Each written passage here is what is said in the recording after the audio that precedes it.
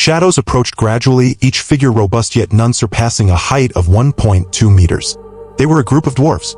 Swiftly, the dwarves reached the unconscious prodigy, observing the poorly dressed boy clutching a large crystal. Exchanging glances, they were astonished to find a child at the epicenter of the explosion. After deliberation, some dwarves lifted the child, intending to remove the gray crystal from his grasp.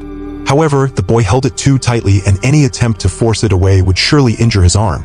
Resigned, they carried both the child and the crystal overhead, slowly disappearing into the distance. Pain engulfs me. I recall being in the courtyard, so why can't I open my eyes? As I regained consciousness, confusion reigned. Why this pain? Why the inability to open my eyes? The only image etched in my memory was a flash of silver light. Before I could unravel this mystery, exhaustion overtook me and I slipped back into unconsciousness. The duration of the sleep was unknown, but during fleeting moments of awareness, I sensed someone feeding me a sweet substance. Fatigue overwhelmed me both mentally and physically, rendering my eyes unable to open. Uncertain of the exact time passed, Uncle Luo, a dwarf, later informed me that I had slept for a full month. Quite a long sleep, wasn't it? Eventually, my strength and consciousness returned, and with difficulty, I opened my eyes to an entirely unfamiliar environment. A cabin constructed entirely of round logs, with each log secured to another by iron nails forming the walls. The roof was made of massive, sturdy tree trunks. Yet what was most extraordinary was that these trees, forming the structure, were alive. Green, lush leaves intermingled between the trunks, bathing the room in a vibrant glow.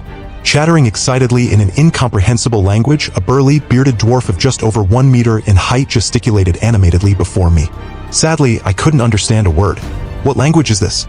This was my last thought before slipping into unconsciousness again, this time for just a day and a night.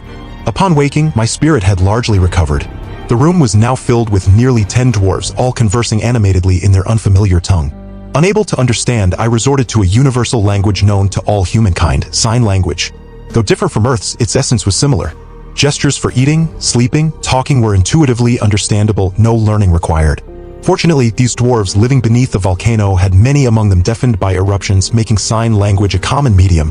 After some gesturing, I began to grasp their meaning. Though their signs were unfamiliar, who am I? A prodigy. Making connections came naturally to me, and I quickly understood their messages. The red-bearded dwarf was inquiring about my health, accompanying his gestures with gentle, unintelligible chatter, likely explaining the signs out of habit. I gestured back, assuring the elderly dwarf of my recovery and expressing gratitude for their care. Dwarves, inherently kind-hearted, smiled warmly at my response.